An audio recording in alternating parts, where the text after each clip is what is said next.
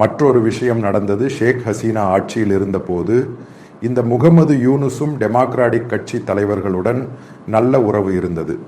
காரணம், டெமோக்ராட்டிக் கட்சியின் மற்றும் பில் கிளின்டனின் பல நிகழ்வுகளுக்கு இவர் சிறப்பு அழைப்பாளராக இருந்தார். அமெரிக்காவில் பல நாடுகளில் இவர்கள் சென்று அங்கு முகமது யூனுஸை ஒரு பெரிய மனிதர் என்று அறிமுகப்படுத்தினர். நாட்டின் பட்டினியை ஒழித்தார் என்று பெரிய பெரிய PR பயிற்சிகள் நடந்து கொண்டிருந்தன. ஷேக் ஹசீனா ஆட்சியில் இருந்தபோது உலக வங்கி சுமார் $12 பில்லியன் அங்குள்ள ஒரு பாலம் திட்டத்திற்காக தடை விதித்து கொடுத்தது.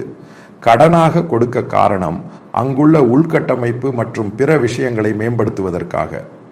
உலக வங்கி இந்த பணத்தை கொடுத்தது என்று உங்களுக்கு தெரியும். உலக வங்கி என்றால் முழுமையாக அமெரிக்காவின் கட்டுப்பாட்டில் உள்ளது. அதன் பிறகு இந்த ஹிலரி கிளின்டன் ஷேக் ஹசீனாவை அழைத்து சொன்னார், இந்த பணத்தை நாங்கள் இப்போது கொடுக்க திட்டமிடவில்லை, சில நேரங்களில் நாங்கள் அதை ரத்து செய்யலாம். அது பங்களாதேஷின் பத்திரிகைகளிலும் உலகளாவிய பத்திரிகைகளிலும் பெரிய செய்தியாக இருந்தது. காரணம், அவர்களின் ஒரே கோரிக்கை ஷேக் ஹசீனா ராஜினாமா செய்ய வேண்டும், ராஜினாமா செய்தால் பணம் தருவோம். இது ஒரே மாதிரியாக பல பத்திரிகைகளும் ரிப்போர்ட் செய்துள்ளன. அதன் பிறகு இந்த கூறிய இவர்களின் அறிக்கையை ஷேக் ஹசீனா மறுக்க வேண்டியதாயிற்று.